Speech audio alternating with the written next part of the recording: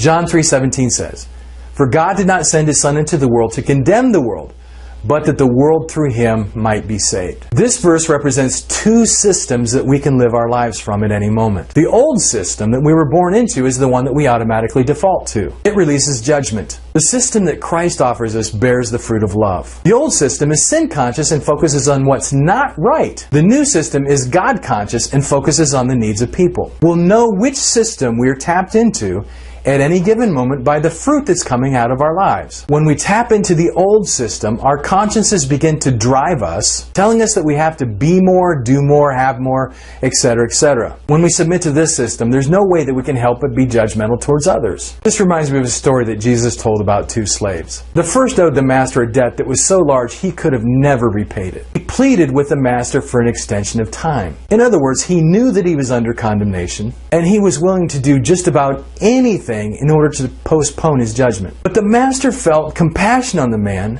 showed him mercy, and completely forgave the man his debt. But the slave must have filtered this conversation with the master through a mindset that he had been given an extension of time. His mind was under condemnation, and so he thought he had an extension that he could use in order to pay back what he owed.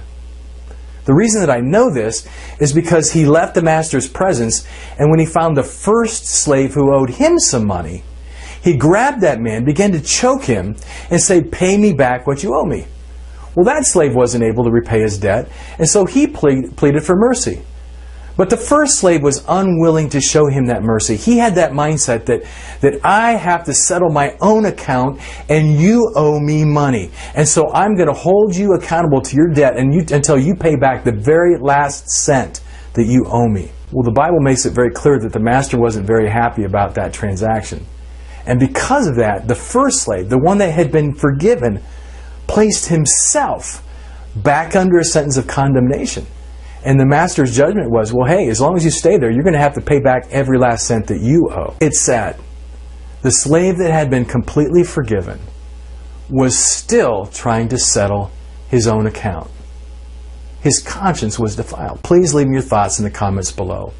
And if you're really brave, leave me an audio or video message using the tab on the right-hand side of the page.